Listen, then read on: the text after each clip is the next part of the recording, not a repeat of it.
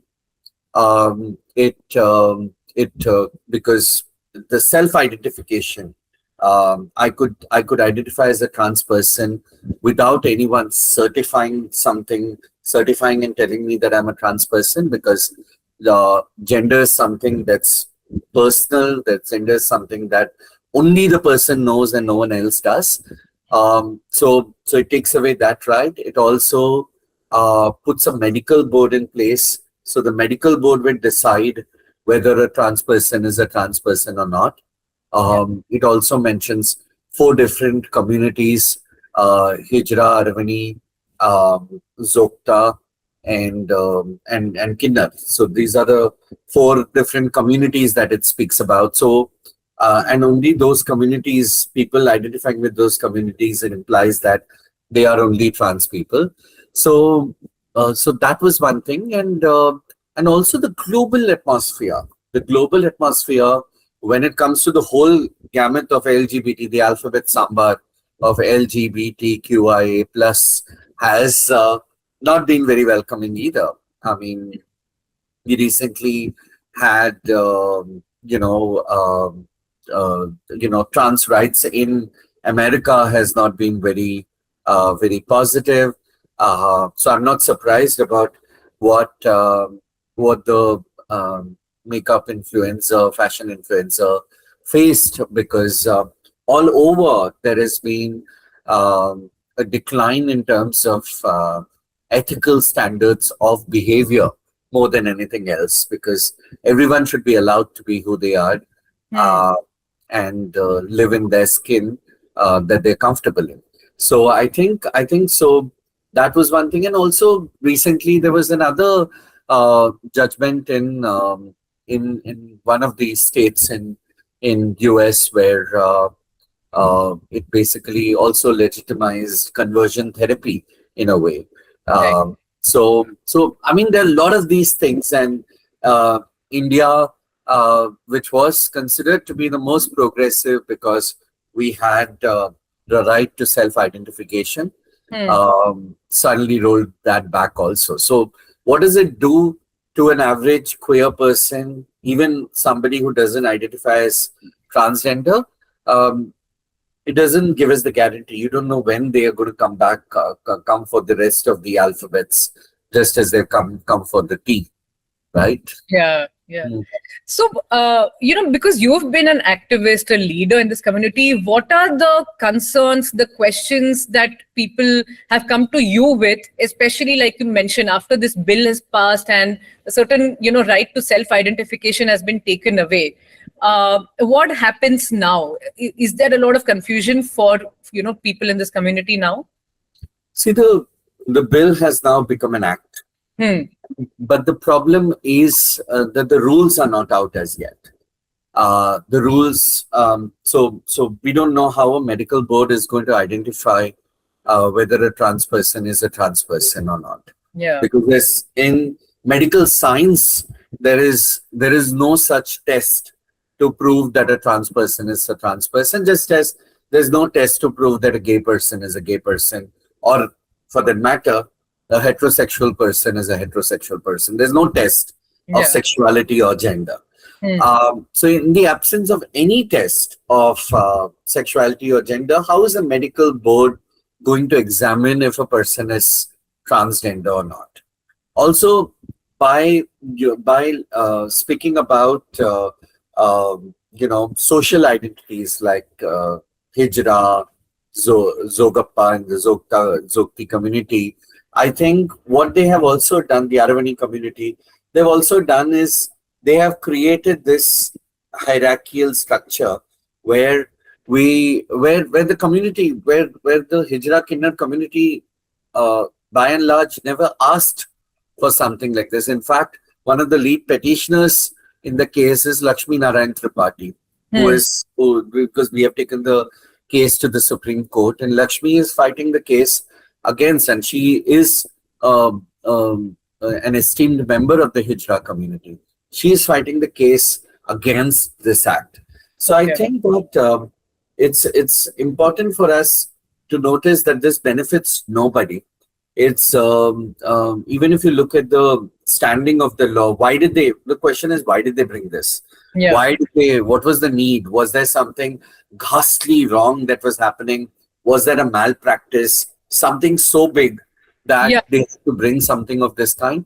And there's no answer to that, because the transgender, the Nalsa judgment came into force in 2014. Hmm. Uh, Lakshmi and Zainab were also the lead petitioners for the Nalsa judgment. Nalsa judgment gave the right to self-identification in 2014, and this was and after that, the government also issued transgender ID cards after a while. Hmm. And if you really look at the number of transgender ID cards, there are some 30,000 odd transgender ID cards, of which there are many of them who have not taken any benefit. Okay, first of all, there isn't any big benefit or anything of that kind, but state governments sometimes have mentioned Welfare. something, but there's some yojana called the Smile Yojana, under which they are entitled, but not that they've got, but they're entitled to get. Of those people, some thousand odd people have, like for instance, I have a transgender ID card, and Okay. I have never availed of something like any benefit. Zainab Patel, who's one of the lead, she has a card. She has not availed of anything. Lakshmi hasn't availed of anything. At So least, the issue was that there could be misuse of but, these cards but for. for that there has to be a proven track of some misuse, right? And what are the numbers for any law, for that matter? Any law, where you practically every law in this matter can be misused. So Correct. what do you do? Then you should be able to quantify it and say that, you know what, this is going to create a havoc, and it's created so many people who have done something like this. So from where did they get this stats? Okay, there could be one or two cases, there could be 10, 15 cases also. But is it of this mammoth number that that they have to speak about misusing? And misuse for what? Misuse for what? Like for instance, there have been sometimes there have been these cases, even in the parliament, when they were this thing, they were speaking about some people faking themselves to be a part of the Hijra community. Mm. Uh, and I think the most pissed off with something like that should be the Hijra community. Correct. Okay, they didn't need godfathers and godmothers from the government to come and do that.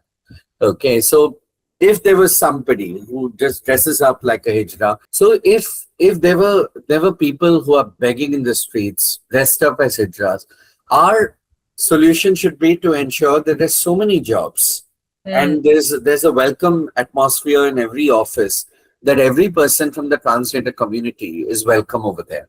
So I think instead of taking those reformatory measures or those welfare measures where you could create a conducive environment in offices, so that people don't have to take to begging or sex work, they have assumed themselves to be the masihas of the queer community, whereas none of us asked for it.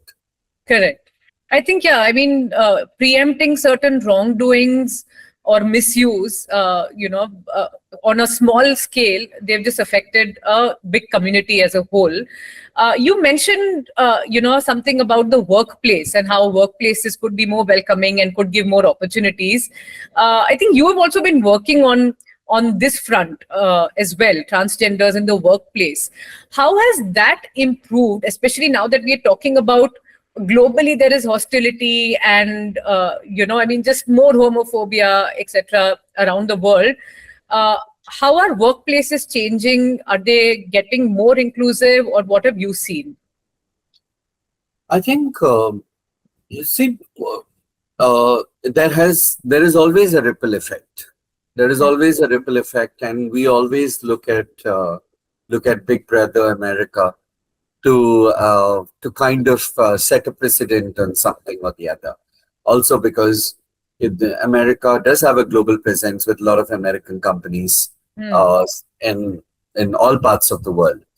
But having said that, so you need to take all the good that comes from there, maybe, but not all the bad that comes from there.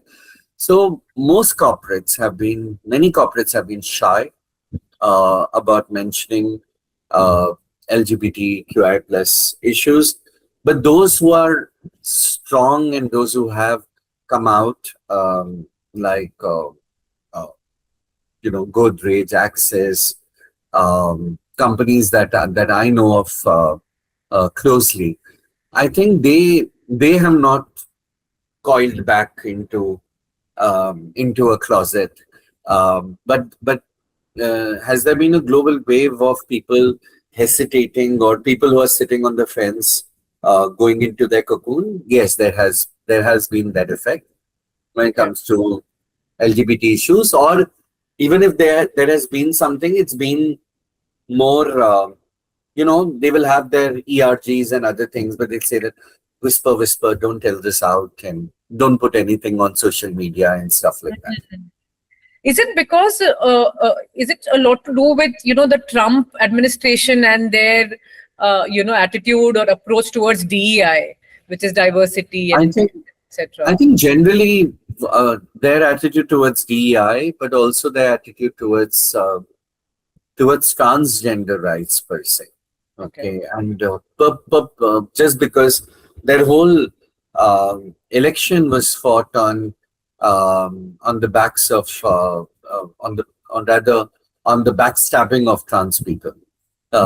So that's precisely what they did, because every time they floated these ridiculous videos. Even if you Google, you'll find some of them, Mugdha, of people identifying as cats and dogs, and some people identifying as a furniture and stuff like that. Those anomalies have been treated as a rule, and they say that, oh, tomorrow if I can identify as a woman, then possibly I can identify as a cat. But very honestly, I'll rather identify as a cat than a politician. No, right. I get it. I think it's just been a approach against transgenders across different, even sports or across different sectors. Since we are talking about homophobia, transphobia, etc., I want to also come to the topic about crimes against transgenders and the others in the community, and how the law protects them, especially in India. Now, given that we have moved from IPC to the BNS, Mhm. what is the protection for the community, according to you? See, first of all, if a trans person gets raped, they get 2 years. The culprit gets 2 years of imprisonment. Okay. If a woman gets raped, they could have a lifetime imprisonment, or they could also face death penalty. Hmm. So that by itself Hmm. uh, proves the fact that trans lives are somewhere, less important than the lives of women or But any other. this has But been called out yes, specifically that it will yes, be 2 years. yes, Oh, wow. Okay. yeah. So that's one thing. The other thing is previously we had Section 377. Now, Section 377 criminalized, and this whole fight, and Mugdha, you've been a part of this Yeah. fight, and I refuse to call you an ally. You are a part of our community, our big family. You could be the S over there, but still you are a part of us. So, but I really so we started with Section 377. We had a huge fight in the Delhi High Court, which we won in 2009, and then in 2013, the Supreme Court overturned that, and they said that the Parliament would decide. And in 2018, we again got the right, a five-bench jury decided that LGBT, what we do in our bedrooms is our business, and as long as we are adults and we are doing it with consent, Yeah. no, the state has no role to play in peeping into our bedrooms. Hmm. So these two words were important: consent and adults. So it's still criminalized if you're doing something with a minor, Hmm. but that gets taken care of even in the POCSO law, Protection of Children from Sexual Offences Act, which came into existence in 2000, I think 2012 or 2013. Yeah. Yeah. I'm So also. came into existence at that time. So children are being taken care of because that's again not specific to a particular gender of the child or the sex of a child. All children get accommodated or get protection under that law.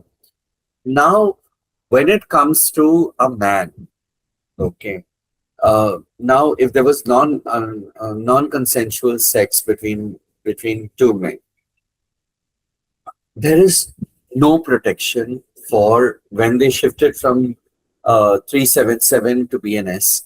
They didn't.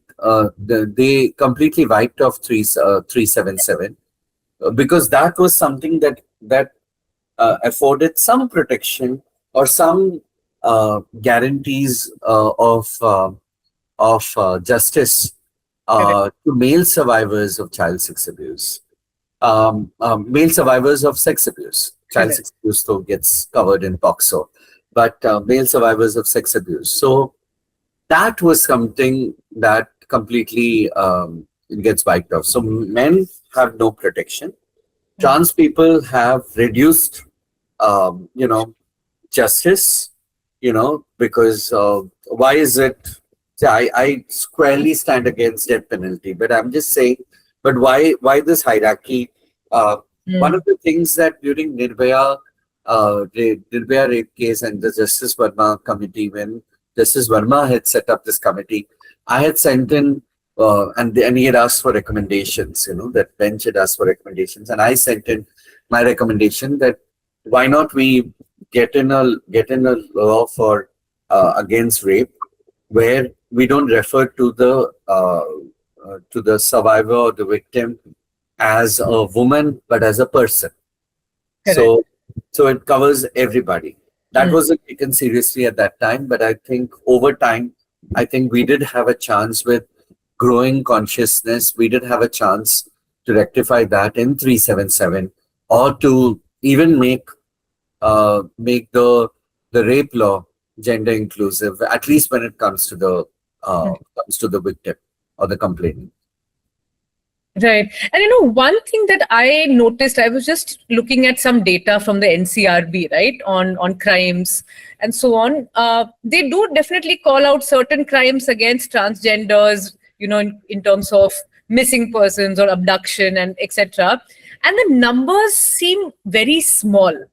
And I was just looking at what the population of the transgender community is, and according to the 2011 survey, it is less than about 5 lakh, at least Hmm. which is reported. But what I want to ask you is the community underreported, and I- hence a lot of crimes also get underreported? Is that a Mm, reality? it gets underreported. It's hardly reported because how do you even see? There has to be some. See, more than anything else, we need more welfare measures to get the police acquainted to the trans community. They can't be antagonists all the time. What have we done as a society or as lawmakers to ensure that there is no hostility between the transgender community and the police, so that the transgender community, without prejudice, could go and approach the police. Hmm. There have been very little effort that has been taken from anybody in any state for that matter. All that has been done by activists who have taken measures. In Mumbai, I know the Humsafar Trust has conversations. I've had several conversations with different police stations and have sensitization workshops that Humsafar Trust has done um, by and large across the country. But what has the state done to minimize this gap? One is it doesn't get reported. Also, the fear of being labeled by the police itself. Is the police aware? Does the police know who is a transgender person? Do they identify? Do they know of transgender persons uh, beyond the Hijra community, beyond the beyond these cultural identities? And beyond the representation we have seen in movies, which is Yes, just disrespectful. yes, and what I was watching what Crime Patrol. There was some episode in Crime Patrol, and my father is a big fan of Crime Patrol, so he keeps watching. And there's this one episode where this character, and it's anyways based on real life. So character gets married and doesn't have sex with her husband, and the husband and her relatives kill her, and some. So apart from these gory stories, do you know us as people? You know, and I think that that's something that's a bridge that needs to be gapped. Uh, before we uh, uh, uh, before we reach anywhere. And I think it's very underreported, very and I don't even, I'm telling you, if you don't know who a trans person is, the question of reporting comes much later, right? कौन है पहले वो तो जाने. Absolutely. So I think from what we discussed, I've understood that the protections have been reduced for the transgender community. The legal recognition itself is now under question after the bill was passed. So Harish, is it I think back to fighting legal cases against a lot of this, back to the courtrooms? Is that what is the next step again for the community, which is constantly fighting for its rights? I think with that has started already. So the same people who were the lead petitioners for NALSA are the lead petitioners for this case, and there are other people, other very notable activists like Akai Padmasari, so many other people who are there who have actually fought this case. And also there are cases in the Karnataka High Court. There are cases in the Kerala High Court. So there are several of these cases that have been fought across across high courts and some 7 odd cases in the Supreme Court.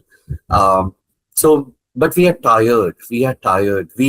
I think the only thing that we all need to be fighting for, Mugdha, all of us need to be fighting for, is the environment, because we are not even going to survive the heat to decide who is trans and who's not. I think these all are issues that become issues because there is another party which oppresses us. Yeah. Please, let's do away with the oppression so that we all can be on one side and fight for environmental rights, because that's the most important issue that we need to fight for, all of us together. I absolutely agree. No environment and no problems then for humans. But Harish, thank you so much, and all the best for the fight. The fight continues, as you mentioned. But thank you so much for your thoughts Thank and you. for joining us.